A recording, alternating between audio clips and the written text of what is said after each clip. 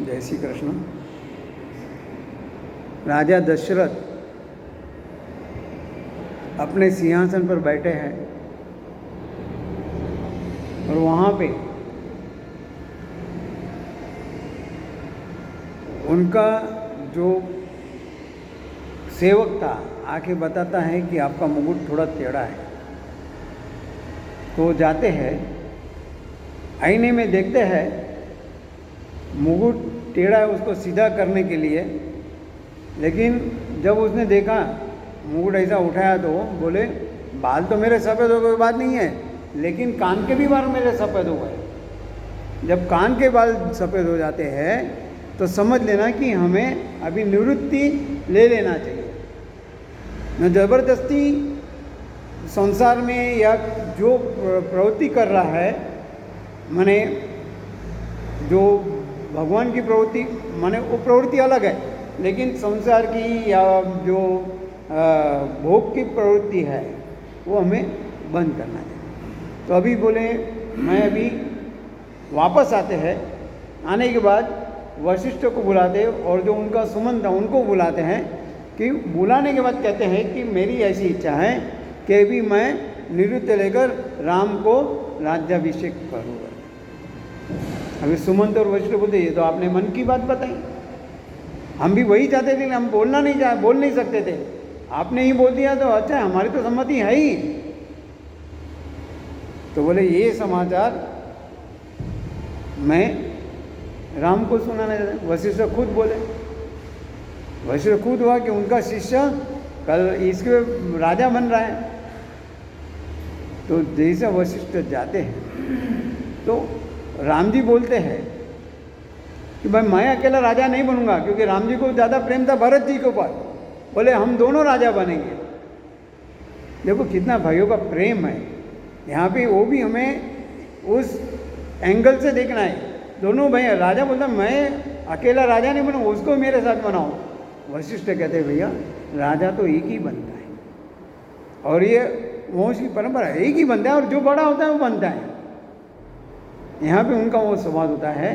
लेकिन यहाँ पे एक दासी को पता चलता है कि कल राज्याभिषेक हो रहा है और राज्याभिषेक में राम को राज्याभिषेक हो रहा है। वो जो दासी थी कौशल्या की, कौशल्या जो आती कहती है कि माँ कल राजा राम अपने राजा बन रहे हैं।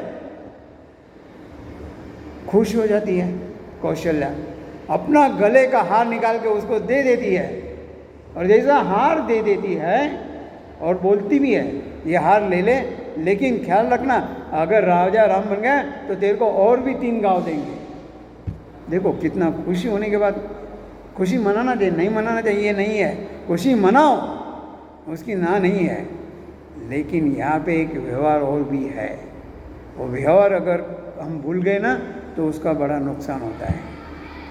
उसने खुशी अपने दासी को तो उसने दे दिया जो हार था गले का, और उसको बोल भी दिया कि राम अगर राज्य बन गया तो उससे तेरे को 3 गांव भी दिलाऊंगी। और ये समाचार बाहर दौड़ते दौड़ते, और तब तक तो पूरा राजमहल माने जो रजवाड़ा था सज गया था। तो वो आती है दासी बाहर, उसको वहाँ मंथरा मिलती है। मंथरा मिलती है तो क्या होता है कि जब राम को राजा बनाना है तो भगवान या देवों को जब पता चलता है कि रावण को मारना है तो राम को राजा बनाने के नहीं, उसको कुछ अलग करना है। इसलिए विघ्नेश्वरी को कहते हैं कि जा किसी में प्रवेश कर और राम राजा ना बने ऐसा कुछ करो। तो विघ्नेश्वरी बोलती है मैं जाऊँ तो कहाँ जाऊँ, किसके पास जाऊँ, कैसे जाऊँ। उसको दिमाग में आते आते उसको कई दिखा देगी करके देश के। तो विघ्नेश्वरी वहाँ आई थी, उसके दिल में माने दिलो दिमाग में बस गए। लेकिन जैसी दासी कौशल लेके आई, उसने कहा, उसने पूछा ये तो बोले क्या हो रहा है, बोले राम को राजा बन रहा है कल, और देख मेरे को ये हार दिया है। खुशी होती है ना, बोनस मिला है। हमें भी ये आफ्टर 60 हमारा लाइफ बोनस है, हमें उसको एंजॉय करना है, खुशी करना है। लेकिन अभी भी हम देखते हैं बहुत सारे लोग ऐसे बैठे रहते हैं, कुछ नहीं करते, नो एक्टिविटी, नहीं घर में बैठे टीवी देख रहे या कुछ कर रहे, सब्जी लाने कुछ थोड़ा कुछ कर रहे, लेकिन जो 60 के बाद ही हमें मजा करने का लाइफ है, एंजॉय करो, घर के भी काम करो, सब कुछ करो, लेकिन साथ में साथ जो आनंद लेना है, आनंद लूटना है। अभी 60 साल तक तो हमने बहुत किया ना, बच्चों को बड़ा करने के लिए, उनका संसार बढ़ाने बड़ा पूरा करने के लिए हमने बहुत कुछ किया, उसके लिए हमने बहुत सारा सेक्रीफाइस भी, त्याग भी किया है। अरे कुछ कुछ लोगों को या तो खाने भी नहीं खाते थे और बच्चों को पढ़ाते हैं, ऐसे भी है। तो अभी मैंने, अब जब बच्चे लोग सेटल हो गए हैं, पुत्र हमारे सेटल हो गए, तो हमें एंजॉय करना है, मौज मस्ती करना है, लेकिन फिर भी कहूँगा साथ में भगवान, मैंने मौज मस्ती भगवान का सत्संग करते करते करना है। जो मेरे साथ आने वाला है, मेरे साथ क्या आएगा, और इस कमाना तो है नहीं, कमाना क्या है, भगवान का आशीर्वाद लेना है। तो ऐसा करते कर वो बोलती है, देख मेरे को तो कौशल माने महारानी ने ये दिया है, और उसके अंदर कली ने बड़ा विघ्नेश्वरी ने प्रवेश किया कली ने, तो क्या होता है, उसको क्रोध आता है। जैसा क्रोध आता है, क्रोध आने के बाद वो कई के महल में जाती है, जहाँ उसका था, तीनों के महल अलग, माने कमरे अलग अलग थे, कई के महल काम गई और बहुत गुस्सा किया, और इतना गुस्सा किया कि न पूछो बात। और कई उसको पूछती है अलग, हाँ कई उसको पूछती है क्या हुआ, मेरा राम तो ठीक है ना, देखो पहले राम के बारे में पूछा उसने, राम के बारे में, राम तो ठीक है ना, कुछ गड़बड़ तो नहीं हुआ ना उसको, मैंने उसको उतना प्रेम था, राम को कुछ हुआ नहीं, ठीक है सब, अरे तू क्या बोलती है, तेरे को कुछ पता नहीं क्या हो रहा है, ऐसा है वैसा है, तेरे पीछे क्या गेम खेल रहे हैं, क्या चल रहा है, तेरे को कुछ भी पता नहीं, अरे बताएगी तो पता चलेगा ना, वो रो रही है, लेकिन जब तक उसको स्पर्श नहीं किया तब तक उसको कुछ असर नहीं हुआ। लेकिन ज़्यादा रो रही है, मैं तो दासी रह, मेरे कुछ नहीं होने लगा, रो रही है। वो फिर हम ज़्यादा कोई रोता है तो हम उसके पास जाते हैं, सांत्वना देते हैं। तो कई उसके पास गई, मंथरा के पास, उसका पीठ पर हाथ रखा, जैसा हाथ रखा उसके शरीर में भी कली, जैसा गया। तो अभी ये कह रही है मेरा तो कुछ ना थे, मैं तो दासी हूँ, कल राम राजा बन जाएगा तो तू भी रानी रह जाएगी, क्योंकि महारानी बनेगी कौशल्या, राम लक्ष्मण बनेगा उसका सेवक, तेरा लड़का भरत वो भी ऐसा रह जाएगा, तेरे को कोई नहीं पूछेगा, मैं तो दासी रहूंगी, लेकिन तेरे को ही पूछने वाला कोई नहीं रहेगा। राम ऐसा होगा तो क्या करेगा, उसका मन में किया, तो बोले मेरे को क्या करना है फिर, और बन रहा है अच्छा है, पहले ऐसा बोला अच्छा है, लेकिन बोले नहीं, अगर वो बन जाएगा तो बहुत नुकसान होगा, ऐसा सब उसको बोलने लगे, तो मेरे को क्या करना है। मंथरा के पास पूरा सेट, उसके दिमाग में कली तो था, वही उसको मैंने उत्तेजित करा, तो बोला तेरे पास दशरथ ने दिए हैं 2 वरदान हैं, और 2 वरदान तू मांग ले। क्योंकि देखो अभी फिर यहाँ पे एक सोचने वाली बात है, दशरथ ने उसको 2 वरदान कब दिए होंगे, हमें कई का जो चरित्र बताया था ना, बताया वो कई माने है ना, ऐसी है वैसे, हम लोग ऐसे बताए, लेकिन वो महापराक्रमी थी, महाज्ञानी थी, क्योंकि राजा दशरथ जब भी राज दरबार से आते थे तो सबसे पहले कई के महल में जाके उससे बातचीत करते, पूरे दिन की बताते थे, क्या हुआ, कैसे हुआ, क्या करना है, पहले उसके वहाँ जाते हैं, बाद में दूसरों के पास जाते थे। तो इतनी विद्वान थी, सब कुछ थी, लेकिन जैसा ये प्रसंग हुआ तो उसको कली की वजह से वो भी बोले तू अभी क्रोधावन में चली जा, और तेरे पास जो वरदान है वो मांग ले। इसलिए वो एक युद्ध हुआ था, उसमें उसका रथ को चलाने का और रथ को सही सलामत वापस लाना और विजयी बना के लाने का काम उसने किया था। तब राजा दशरथ ने तो मांग क्या मांगना है, तो उसने बोले 2 वरदान मैं दे दूँगा, बोले जब वक्त आएगा तो मांगे, तब तेरा मौका आया है, मौके का फ़ायदा उठा और चक्का लगा। बोले क्या करना है मेरे को? बोले कुछ नहीं करना है, लेकिन जो वचन लेना है उसके पहले उसको राम के शपथ में उसको बांध लेना है, क्योंकि वो घूम भी सकता है। इसलिए उसको वचन में बांधने के बाद ही तो उसको 2 वरदान मांगना। हो गया, समय हो गया, क्रोधवन में चली गई। दशरथ आते हैं, देखते हैं कहाँ है, बोले वो तो अंदर रूम में बहुत गुस्से में। अंदर आते हैं, मेरे को छूना भी मत, मेरे से बात भी मत करना, पूरे बाल बिखरे हुए, कपड़े ये इस्ता उस्ते करके रखा है, बहुत माने उसको जो करना था सब कर लिया, बहुत गुस्सा किया। अरे तू बोलना, तू क्या हुआ करके, तेरे हिसाब से तो कल अच्छा है कि तू राम को कितना चाहती है, उसका अभिषेक करे, उसको राजा बना रहे। उसको पता नहीं वही तकलीफ है करके, लेकिन वो बोल रहा तू तो राम को तो बहुत अच्छा चाहती है, राम को चाहती है, वो राम कल राजा बन रहा है। लेकिन वो बोलता नहीं, मेरे को तो बोले अभी मेरे 2 वरदान चाहिए। बोले 2 नहीं 4 मांग। देखो आदमी होता है ना, ऐसा जब होता है पत्नी के आगे 2 नहीं 4 तो 4, उसको थोड़ी पता है कि अब क्या होने वाला है करके, तो मांग 2 नहीं 4 मांग। नहीं, बोले मेरे को 2 ही चाहिए, लेकिन आप वो सुनने के बाद मुकर नहीं जाना, बोले पलट नहीं जाना। बोले ये तो दशरथ की जमान है, मैंने क्या वचन जाए पर जान जाए पर प्राण जाए पर वचन ना जाए। मेरे प्राण जलेंगे, मेरे वचन नहीं जाएंगे, लेकिन नहीं, बोले आप शपथ लो राम की। राम की शपथ नहीं आई, उसको बंधन में रखा और बोला मेरा सबसे पहला वरदान है, मेरे भरत को कल राजगादी पर बैठाओ, मेरे भरत को राजगादी पर बैठाओ, ये पहला वरदान दे दिया। ठीक है, राम जी वन में नहीं जाए, अब भरत गादी पर बैठेगा, राम गादी पर नहीं बैठेगा, चलेगा, मेरे को कोई तकलीफ नहीं है कि राम तो उसको अभी आगे बताए। बोले दूसरा वरदान, बोले फिर भी कहते हैं माँ पीछे नहीं है ना। बोले दूसरा वरदान में मांग रही कि राम को 14 साल का वनवास। देखो इतना सुनते ही दशरथ के मने होश उड़ गए। बोले तू मांग मांग के क्या मांग रही है? दशरथ को अब राम तो मेरा प्राण है, अगर वो चला जाएगा तो मेरे को नहीं लगता कि मैं जिंदा रहूंगा करके। जल बिना मछली जी सकती है, लेकिन मैं नहीं जी सकता। बोले मेरा अंत लगता है, मेरे को मेरा अंत समय आ गया। तू अपने पैर पे कुहाड़ी मार रही है।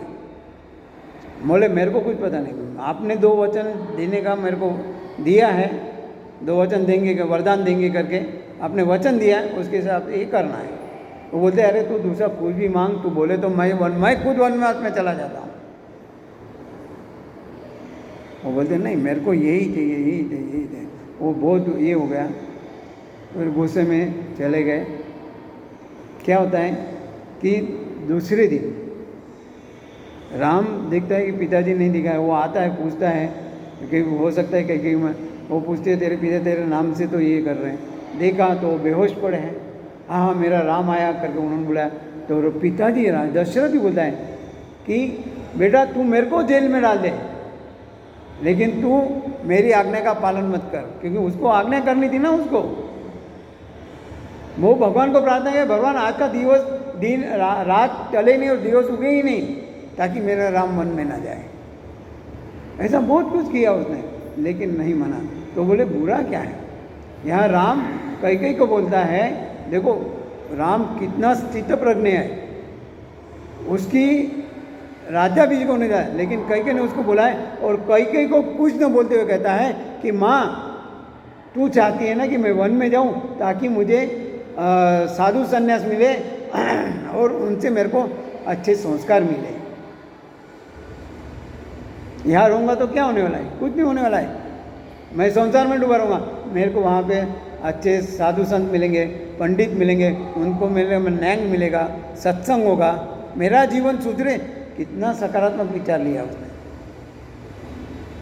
वहाँ से वो आते हैं कौशल्या के बाद, कौशल्या ने खाना बना के कहा बेटा तेरा राज्याभिषेक है, राज्याभिषेक में समय लगेगा, तो इसलिए तो ऐसा कर खाना खा ले पहले थोड़ा, क्योंकि कितना समय लगेगा, बता भूखा रहेगा तो तेरे को तकलीफ है, खाना खा ले। तो भी वो बहुत शांत स्वभाव से कहता है कि माँ, अभी गादी पर भरत बैठ रहा है, मुझे वन में जाना है। ऐसा सुनते ही अभी किस माँ को शौक नहीं लगेगा? क्योंकि ये सब हमको खाली सुनना नहीं है, सोचना है और उसको अमल करना है। तब कौशल्या को भी गुस्सा नहीं आया, और आया होगा थोड़ा तो, लेकिन उसने जताया नहीं, बताया नहीं। फिर भी बोलते कोई बात नहीं बेटा, लेकिन मेरे को चिंता एक ही है, तेरे जाने के बाद तेरे पिता का क्या होगा? तेरे जाने के बाद तेरे पिता का क्या होगा? तो बोलते ठीक है माँ, जो है वचन का तो पालन करना है। ऐसा करते करते वो सब होता है, समय आता है उनको वन में जाने का। वन में जाने के लिए वैसे बातें कर रहे हैं, लेकिन वो उसी समय वह कौशल्या के साथ बात कर रहा है, उसी समय सीता आती है। तो कहती है ये अपने घर की लक्ष्मी है, ये मैं तो वन में जा रहा हूँ, ये आपका ख्याल रखेगी। ये सब अभी समझना है। घड़ी की ओर मत देखो, थोड़ा टाइम लगेगा चलने दो क्योंकि लंबा है। तो क्या, फिर भी शॉर्ट जल्दी करेंगे। कहने का मतलब ये है कि जो वहाँ सीता आती है तो क्या होता है, ये कहते हैं ये सीता तो अपने घर की लक्ष्मी है, सबको संभाल लेगी। तो सीता कहती है, कौशल्या भी, वो सब राम भी कहते हैं कि आप यहाँ रह जाओगे।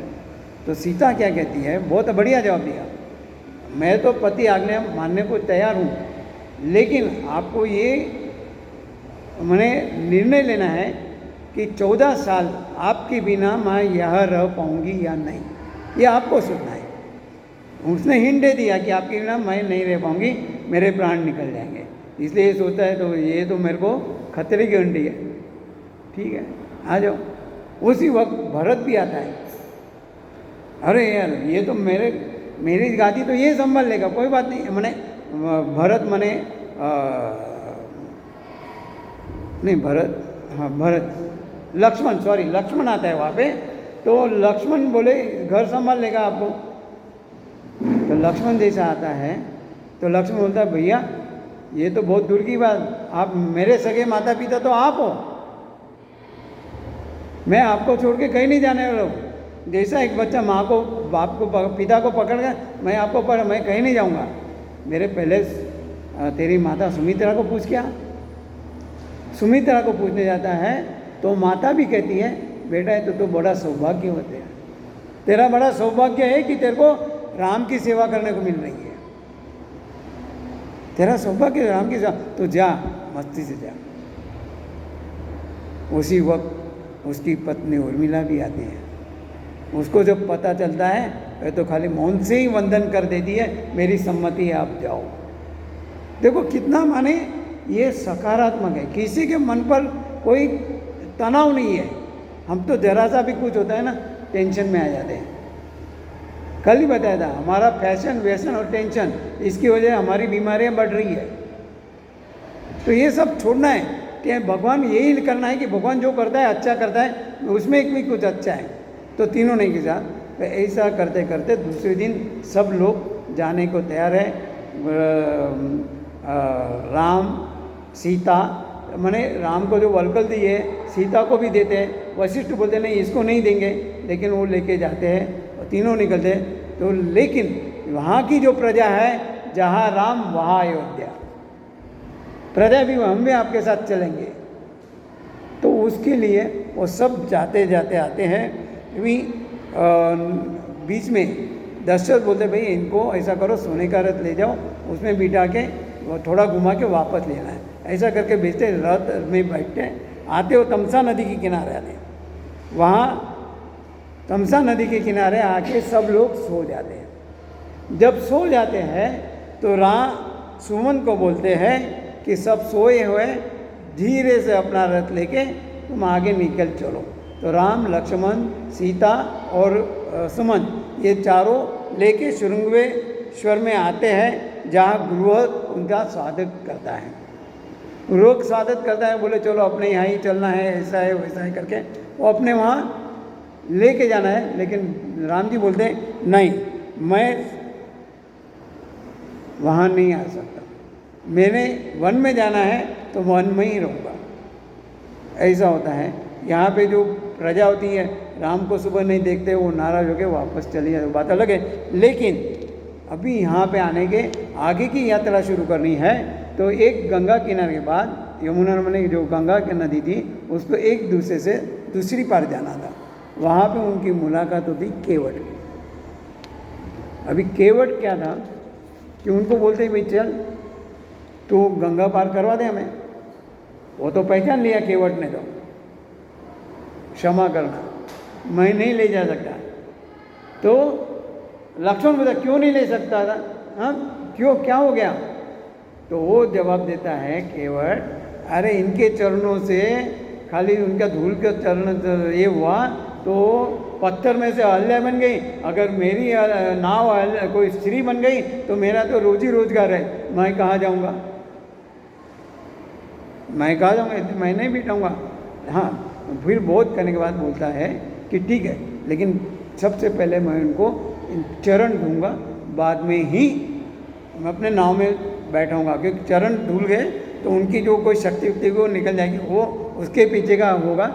लेकिन इसमें एक बहुत बढ़िया है कि पिछले जन्म में ये काजबा था, केवट जो तो काजबा था, सीता जो थी लक्ष्मी थी, लक्ष्मण जो था वो ये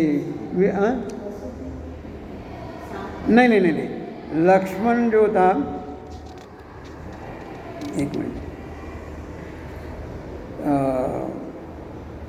लक्ष्मी और वो माने वो भी वहीं पे था, शेष था, शेष ना के रूप में था। तो उन्होंने उसको केवल जो ये था काजबा को नारायण की पूजा नहीं करने दी। तो इस जन्म में अभी यहाँ पे उसको मौका मिला है, बोले उस जन्म में आपने नहीं दिया लेकिन अभी मेरे को मौका दो।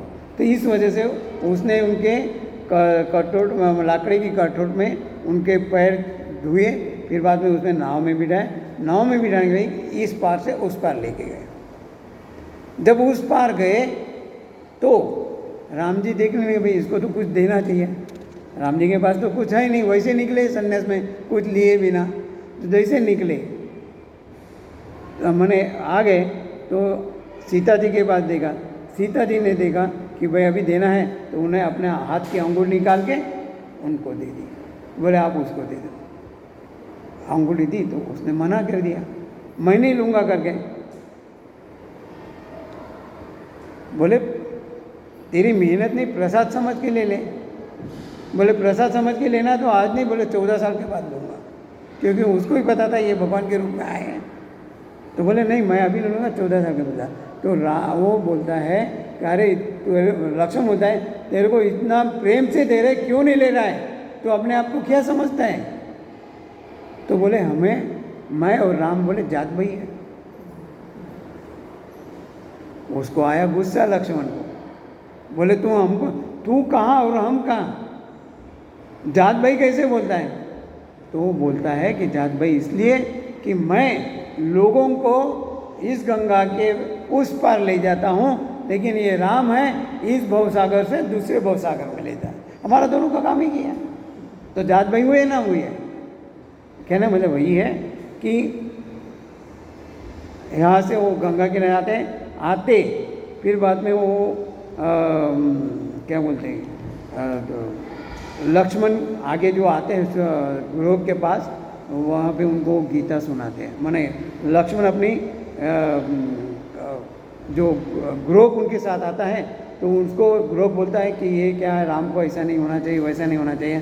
तो उसको थोड़ा ये लगता है, खराब लगता है। तो उसको कहता है कि ये तो सब कर्म का फल है, कोई किसी का कुछ करने वाला है, ये राम जी का कर्म है इसलिए कर रहा है।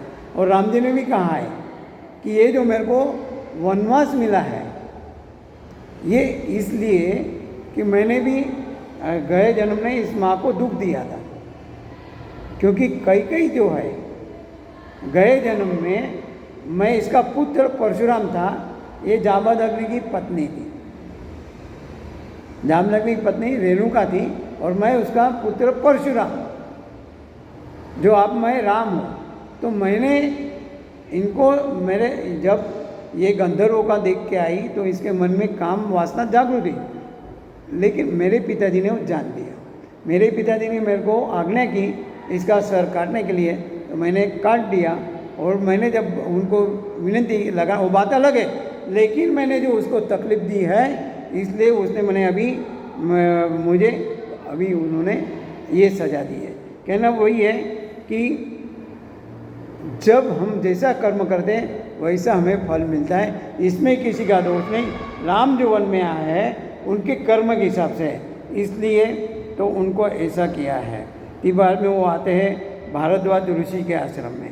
भारद्वाज ऋषि में आने में वाल्मीकि ऋषि आए। वाल्मीकि के आने के बाद और बाद में वहाँ उन्होंने कहा है, उनका स्वागत किया है, राम लक्ष्मण दोनों का उन्होंने और सीता का स्वागत किया। करते करते मैंने बहुत कुछ बातें होती है, लेकिन समय का अभाव से कम करते हैं। तो भगवान पूछते हैं कि मेरा अभी मैं कहाँ रहने को जाऊँ, पंचोटी आए, मैं कहाँ रहने को जाऊँ। तो वाल्मीकि भगवान उनके कहते हैं कि आप ऐसा क्यों पूछो, आप कहाँ नहीं हो ये पहले पूछो। आप हर जगह अत्र तत्र सर्वत्र हो, तो आप यहीं पे चित्रकूट पर्वत पर रहिए। और लक्ष्मण वैराग्य है तो सीता जी पराभक्ति का रूप है, राम जी परमात्मा है। ध्यान धरो तब चित्त में परमात्मा विराजते हैं। ध्यान जब धरते हैं ना, हम जब भी ध्यान धरते हैं तो हमारे चित्त में भगवान विराज रहे हैं, ऐसा हमें महसूस करना है, अनुभव करना है। तो करते करते चित्रकूट जो तुलसीदास जी को भी यहाँ पे भगवान के दर्शन हुए। तो चित्रकूट के घाट पर वही संतन की भीड़, तुलसीदास चंदन घटे से तिलक करे रहे राम जी के चरित्र का। यहाँ पे आगे वही कहते हैं, राम जी का जो चरित्र है वो उनका जो एक एक जो है अक्षर वो सब पाप महापाप का नाश करने वाला है। ये जो राम हम पढ़ते हैं ना, राम चरितम रघुनाथस्य षटकोटि प्रविस्तरम एकैकम अक्षरम पूषाम महापातक नाशम। माने राम का एक एक जो नाम है, एक एक जो उनके शब्द है, हमारे महापातक को नाश करने वाले हैं। तो माने ऐसी उनकी ये है। तो अयोध्या से फिर बाद में ये सब कुछ जो है ये यहाँ तक आ गए हैं, वहाँ रहते हैं। आगे में यहाँ पे जैसा सुमंत वापस आता है, सुमंत वापस दरबार में आता है तो देखता है कि कैकेयी के महल में तो नहीं है, कैकेयी महल में दशरथ नहीं है। आते कौशल्य के पास, जैसे कौशल्य के पास आता है वहाँ पे बेहोश में ही पड़े थे, अर्ध मने जागृत अवस्था में। तो पूछते अरे सुमंत आ गया, तू उनको ले आए क्या, राम को भी? राम आ गई, सीता आ गई मेरी बेटी। अभी सुमन भी विचार करता है कि जिनको मेरे ऊपर इतना विश्वास है और वो उनका भी वो है, ये भी मेरे लिए है, तो मैं कितना अभागा हूँ, नाम इनका मैं ये कर सकता हूँ। तो उसने सोचा क्या जवाब दूंगा। तो उन्होंने बोला कि वो लोग तो आगे चले गए आपकी आज्ञा का पालन करने के लिए, मैं आ गया हूँ। तो बोले राम कैसा? बोले राम अच्छा है। बोले सीता को तो ले आना चाहिए। बोले सीता ने वही कहा है, जहाँ पति वहाँ मैं, उसके बिना मां नहीं रह सकते। तो बोले वो भी नहीं आए, बस सुख सब कुछ। ऐसे राम का सुनते ही उनका देह त्याग हुआ। ये 5वां दिन है राम को वनवास है। राम माने दशरथ का राम की मतलब उन्होंने बोल दिया कि मेरे को जो श्राप मिला है श्रावण बाल की वजह से, श्रावण के माता पिता मेरे को जो श्राप दिया है वो आज यहाँ पूरा हो रहा है। उसने श्राप दिया था श्रावण के माता पिता, तेरी मृत्यु होगी, तेरे पास तेरा कोई पुत्र नहीं होगा। अने सही बात है, 4 पुत्र होते हुए भी एक भी पुत्र उनके पास नहीं है। राम लक्ष्मण गए वनवास और भरत शत्रुघ्न उस समय में थे मौसाल में, कैकेयी के मैके में। तो यहाँ वशिष्ठ जैसा उनका ध्यान होता है, वशिष्ठ अपने जो सहायक थे उनको बोलते हैं जाओ कोई जाके भरत और शत्रुघ्न को लेके आओ। भरत माने जो है वैराग्य और शत्रुघ्न माने सद्विचार। जब वैराग्य जीवन से चला जाता है दूर और सद्विचार भी जब जीवन से चले जाते हैं तो अपने में, अपने दिमाग में कौन आता है? ये ऐसा कली घुस जाता है, विघ्न आते हैं, विपत्ति आती है। इसलिए कहा है कि हमेशा अपने साथ अपना जीवन में ऐसा वैराग्य हमने फिर से कहूँगा, साधु संन्यास होने की जरूरत नहीं है। वैराग्य होने, सब कुछ होने के बाद भी उसके ऊपर आसक्त नहीं होना है, उसमें डूबना नहीं है। खूब पीला है, भूख नहीं लगी इसलिए नहीं खाना, ऐसा नहीं है, लेकिन 56 भोग पड़े हैं लेकिन नहीं खाना है। आज एकादशी है, जो भी उपवास है, गुरुवार है, गुरुवार का उपवास है, नहीं खाना है। सब कुछ 56 भोग रखे आज, लेकिन गुरुवार नहीं खाऊंगा। मैंने सब कुछ होने के बाद भी नहीं खाना, माने ये जो इसको वैराग्य हो जाए। और सद्विचार हमको तो पता ही है, सद्विचार माने जो हमें अच्छे रास्ते पर ले जाए, हमारे जीवन को उन्नति करे, हमारा जीवन में जो हमें हमारा लक्ष्य की ओर ले जाए, ऐसे सद्विचार। ये दोनों जब दूर जाते हैं तो विघ्न आते हैं। दोनों दशरथ के पास नहीं थे, दशरथ के ऊपर विघ्न आया और उनका मैंने देहांत हुआ है। तो जब रथ में आते हैं, जैसे उन्होंने अयोध्या में प्रवेश किया तो देखते हैं कि सब दुकानें बने, घर बने, लोग सब में सब ने काले कपड़े पहने हैं। क्या करेंगे, कैसा करेंगे? तो ऐसा देखते देखते वो आते हैं वहाँ पे, तो अंदर आते हैं। जैसा भरत कैकेयी के महल में आता है तो माँ तो खुशी से उसको स्वागत करती है, अरे वाह तू मेरा राजा बन गया, राजा है, ऐसा है वैसा है, वो राजा है। शत्रुघ्न भी इधर उधर देखता है, लेकिन जैसे उसको पता चलता है कि पिताजी का देहांत, उनका रूप देख लिया था उसने, सफ़ेद साड़ी पहनी हुआ, तो बोलता है तेरे मुंह में कीड़े क्यों नहीं पड़े, तुझे मांगते हुए शर्म क्यों नहीं? अपनी माँ को बोल रहा है भरत, तूने ऐसा वरदान मांगा ही क्यों? मेरे लिए ये सब हो जाए, मैं ही नहीं होता तो ऐसा नहीं होता। तो बहुत उसने अपने माँ को बोला है। शत्रुघ्न ने तो वो कई मंत्रा को मारा भी है। कहने मतलब यही है कि वहाँ आने के बाद उनको मन का भी हो दूंगा, कौशल्य के आदमी पास आके जाता है, माँ मेरा ऐसा कोई इरादा नहीं है कि मैं राजा बनूँ और राम वनवास में, ऐसा होगा तो मेरे 100 ब्राह्मण की हत्या का पाप लगे। वो भी भरत भी इतना अपने भाई को चाहता था, वो बोले ये ऐसा होना ही नहीं चाहिए था। फिर बाद में उनका अंत्येष्टि होता है, सब होता है, जो शोक सभा में वशिष्ठ दशरथ की और बहुत प्रशंसा करता है, राम के बारे में बताए वो लोग कैसे वनवास में गए। फिर बताते हैं भरत जी को भी रासियान पर बैठाए। भरत बोलता है कि भैया वनवास में, पिताजी स्वर्गवास, भैया वनवास में, और मैं सिंहासन पर, वो हो ही नहीं सकता। सिंहासन में ये बैठने के लायक एक ही है, वो है मेरे राम भैया, मैं नहीं बैठूंगा। ये बोलते हैं अभी तो कोई है ही नहीं, अभी यहाँ राज्य में तू अकेला है, तेरे को ही बैठना है, क्या करेगा? बोले नहीं, मैं कल सुबह जाऊंगा और राम भैया को वापस ले आऊंगा, कोशिश करूंगा नहीं, राम भैया को वापस ले आऊंगा, चाहे तो मैं वन में रुक जाऊंगा लेकिन भैया को वापस भेजूंगा। ले आऊंगा माने दोनों से वापस आएंगे, लेकिन उसने आगे ये भी कहा है मैं चाहे तो वन में रह जाऊंगा, भैया को वापस भेजूंगा। ये गाज में बैठने का कौन का है? कितना त्याग है। आजकल के भाइयों में है क्या ऐसा? सब सोचने वाली बात है, समझने वाली बात है। आज हम लोग कहाँ जा रहे हैं, क्यों जा रहे हैं, ये हमें पता लगाना है, उसका मूल निकालना है। क्यों हो रहा है, भाई भाइयों में झगड़ा क्यों हो रहा है, हमें वो सोचना है। क्योंकि हमारे जो संस्कार है हम भूलते जा रहे हैं, संस्कृति को भूल रहे हैं, वापस उसको लाना है, जीवन में सबको सजाना है। तो जब थोड़ा ये राम मैंने भरत ऐसे ही करता है, कल सुबह मैं बैठ के जाऊंगा, तो सब लोग सुबह, वो भरत अकेला नहीं जाता है, भरत के साथ में शत्रुघ्न है, वशिष्ठ है, तीनों माताएं हैं और सब प्रजा भी है, सब जा रही है। आते गुरु के पास, गुरु सोचता है ये लक्ष्मण आ रहा है, अब लक्ष्मण नहीं अपने भरत आ रहा है, ये जरूर युद्ध करने जा रहा है, इसको यही रोकते हैं। नहीं, फिर बाद में उनका एक जो था वो बोले ये भरत के साथ युद्ध करने नहीं जा रहे, अपने राम के साथ युद्ध करने नहीं जा रहे, ये राम को मिलने जा रहे हैं।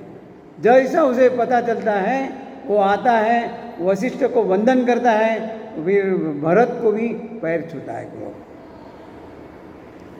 वहाँ उनका मुकाम। फिर बाद में उनका भी स्वागत करने के बाद, सब कुछ होने के बाद दूसरे दिन वहाँ आगे आगे चलते चलते वहाँ जब आते हैं अपना जहाँ ये लोग रुके थे, वहाँ आने के बाद जब पता चलता है वहाँ के लोगों को कि पहले तो उनको पता चलने के बाद ये क्या बोलता है, लक्ष्मण को तो बोलता है यार भरत को अभी भी संतोष नहीं हुआ है, अपने भैया को क्या वन में भी शांति से नहीं रहने देगा। उसको मन में ऐसा विचार आता है और वो विचार राम जी के सामने प्रकट करता है कि बोले अभी युद्ध करना निश्चय है, भैया भरत अपने आप को क्या समझता है, ऐसा सब कुछ होता है। तो राम उसके हाथ पकड़ता है, बैठ जा, मेरे को पता है राम लक्ष्मण भरत को स्वर्ग का राज्य मिलने पर भी उसका मन बदलेगा नहीं, मेरे को पता है वो कैसा है करके, तू नहीं जानता होगा मैं जानता हूँ, उसको स्वर्ग का राज्य मिलेगा, सब कुछ मिलेगा, फिर भी वो मेरे साथ युद्ध करने नहीं आएगा। कितना विश्वास अपने भाइयों पर,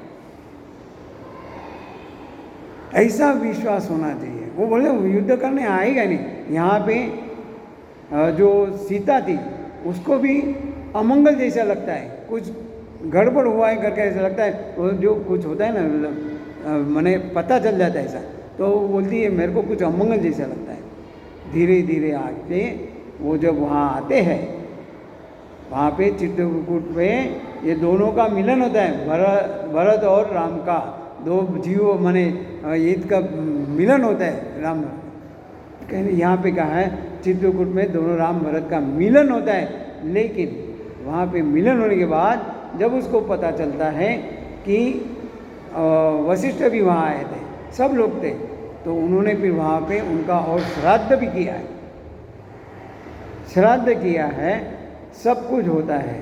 उनको ये करने के बाद वो फिर बाद में यही होता है कि वो समझाता है, भरत कहते हैं कि भैया आप गादी संभालो, चाहे तो मैं वन में रह जाता हूँ, आप जाओ, ये आपका ही राज है, मैं तो कुछ नहीं, मैं आपका तो सेवक हूँ, मैं आपका सेवक हूँ, अब कुछ भी करके ये करो।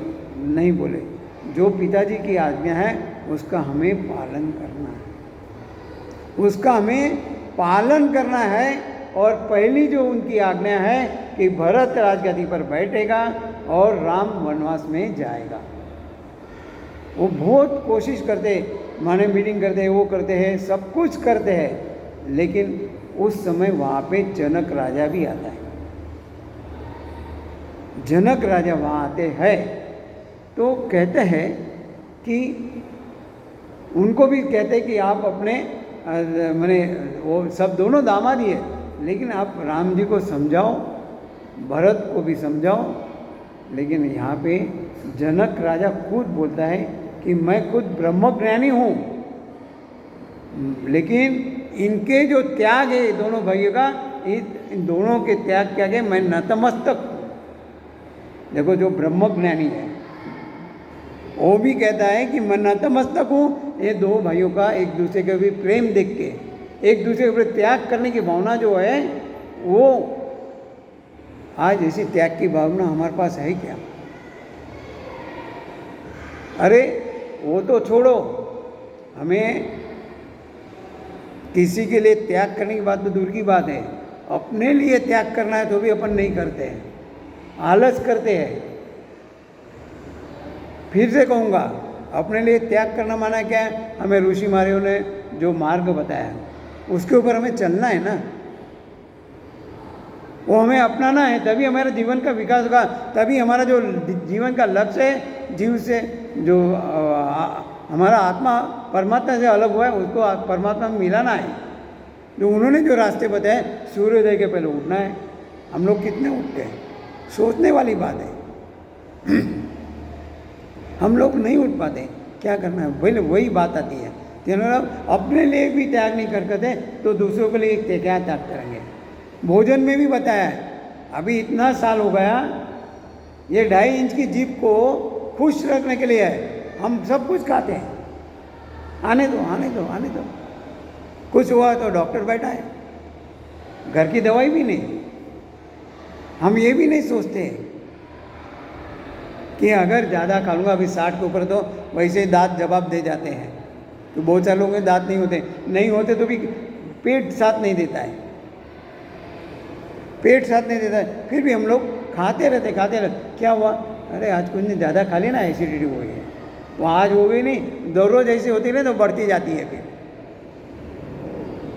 फिर माने एक बीमारी 10 बीमारी को साथ में लेके आती है, अकेली नहीं आती है। फिर मोटापा बढ़ता है, फिर बाद में घुटन, क्योंकि ब्लड सर्कुलेशन ठीक नहीं होता है तो अपना क्या होता है, तुम्हारा सांधे दुखने लगते हैं हाथ पैर के। माने एक बीमारी है जो आती है खाली खाने की वजह से। हाँ, खाली हमारा खाने ऊपर हम त्याग नहीं कर पाते हैं, उसके ऊपर हम बीमारी को कितना आमंत्रण देते हैं, फिर बाद में बोलता है अरे यार क्या करेंगे, ऐसा हो गया है। अरे पर तू कर सकता है ना, खाने पे तो कंट्रोल नियंत्रण कर सकता है, तेरे को कौन बोल रहा है कि इतना खा करके? अरे जस्ट 2 पकौड़ी भजिया खाता है तो एक ही डिश पकौड़ी खाना। आज आइसक्रीम खा लिया तो खाना बंद कर। अभी इस उम्र में खाने का इतना ही है, लेकिन हम खाता ही इतना, और वो पचाने के लिए दवाई लेते हैं। तो ये हमें त्याग की भावना सीखनी है अपने लिए। पहले अपने लिए करेंगे, बाद में दूसरे के लिए आएगा। पहले हम जब तन मन से तंदुरुस्त रहेंगे तब जाके हम कुछ कर पाएंगे। कुछ करना है तो कुछ देना है, कुछ करने की हमारी तमन्ना है तो बहुत कुछ, ये करना है वो करना है सब कुछ करना है, लेकिन उसको करने के लिए जब त्याग का समय आता है तो हम वो भूल जाते हैं। छोड़ो ना, आज नहीं कल करेंगे, कल से अपन कंट्रोल करेंगे, आज तो खा लेते हैं, और कल कभी आने वाला नहीं है। एक दृष्टांत देता हूँ, बाद में देखो। 2 भाई है, 2 भाई में से दोनों भाई की आदतें बराबर है, दोनों एक दूसरे में प्रेम है, और दोनों में 2 साल का फर्क है, लेकिन दोनों में इतनी भाइयों की जगह मैत्री इतनी अच्छी थी, जैसे राम लखन है ना, वैसे उनका जीवन था। दोनों माने अच्छा जाना है, साथ में जाते रहते जाते, सब कुछ साथ में चलता है। एक बार क्या होता है, मैंने बड़े हो गए, मैंने उनका स्कूल लाइफ कॉलेज लाइफ हो गया, अभी शादी के लायक, उनको नौकरी भी लग गई, शादी के लायक है। तो बड़े बेटे की शादी तय होती है, शादी तय होती है तो शादी के माने पहले माने जब सगाई होती है और शादी के बीच में थोड़ा गैप रहता है, शादी करने के लिए गैप, समय का गैप रहता है। उस समय के गैप में मान लो कोई एक आधा फेस्टिवल आता है, उत्सव आता है, तो दामाद को घर में बुलाते हैं खाना खाने के लिए।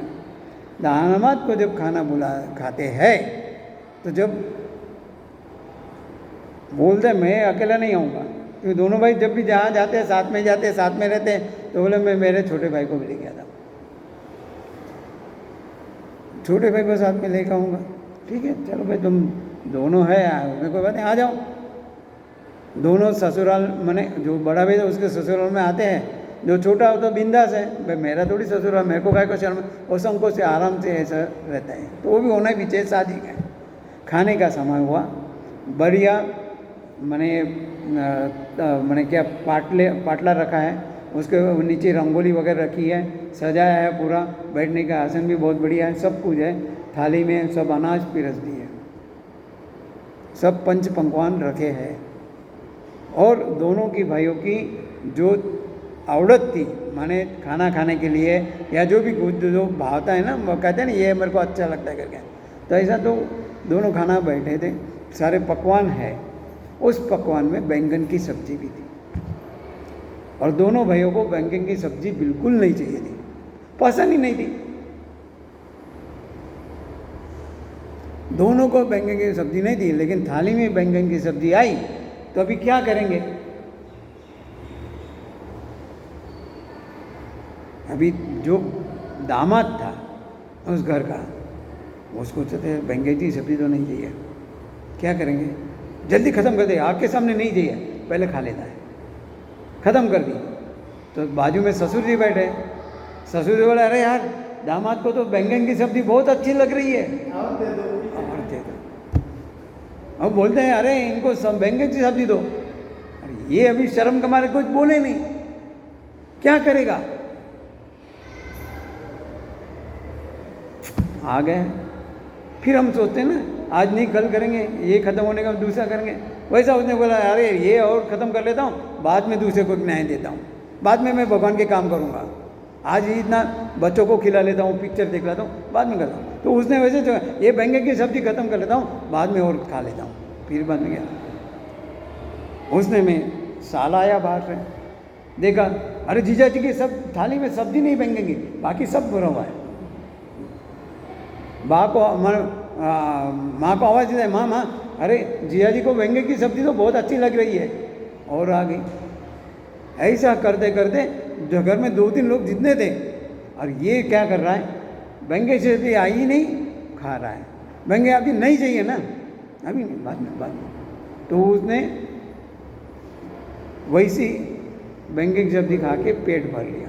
और यहाँ पे छोटा भाई था, उसने क्या किया, उसको भी बैंगन की सब्जी अच्छी नहीं लगा थी, लेकिन उसने क्या किया, 2 कटोरे के बीच में बैंगन की सब्जी को छुपा दिया। 2 कटोरे के बीच में बैंगन की सब्जी थी, उसको छुपा दिया, और बाकी जो अन्न था, जो पकवान थे, मारा कर दिया। माने वो सोचता रहा, आज ये खत्म होने के बाद मैंने ये नहीं कर, बाद में करना। त्याग नहीं किया उसने, वो अपना जो मन में से निकाला नहीं, आज नहीं कल करूँगा, कल नहीं बाद में करूँगा। हम भी वैसे रह जाते हैं, हम अपने आप को ये समझते, ये ख़त्म करने के बाद में सत्संग हो रहा, बाद में करूँगा, वैसे ही करूँगा। माने हमारा जो त्याग देने का वक्त आता है, जब उसको खाने का वक्त आता है, आनंद लेने का वक्त है, हम दूसरे में डूबे रहते हैं। अरे ये होने के बाद वो करूँगा, अरे इतने सारे 56 दूसरे है 56, उसकी ओर ध्यान देना। उसने ध्यान किया केंद्र खाली एक बैंगन की सब्जी पर। एक ने ध्यान दिया, एक ने नहीं दिया। जिसने नहीं दिया उसने आनंद लिया, जिसने दिया वो बिना खाने के खाया, लेकिन बैंगन की सब्जी खा लिया। यही हमारे जीवन में थे। लेकिन जहाँ त्याग करना है, त्याग करने की हमारी भावना होनी चाहिए। तो कहने मतलब यही है कि ये सब कुछ होने के बाद भरत जी राम जी की पादुका लेकर आते हैं, लेकिन जैसा राम अपना जीवन गुजार रहे थे, वैसे उन्होंने महल के बाहर एक झुपड़ी बनाई, वहाँ पे उनके चरण पादुका रखे, और उनकी आज्ञा लेने के बिना कोई भी काम नहीं करते थे। इसलिए यहाँ पे कहा गया है कि जब भी अपने जीवन में भी कभी अगर तकलीफ आती है, विपत्ति आती है, तो भगवान के आगे बैठ के माने उनको नमन करके आराम से उसका नाम लेते हो जाओ, अपने आप उसका सोल्यूशन हो जाएगा। यहाँ पे पूरा करते हैं। जय श्री कृष्ण।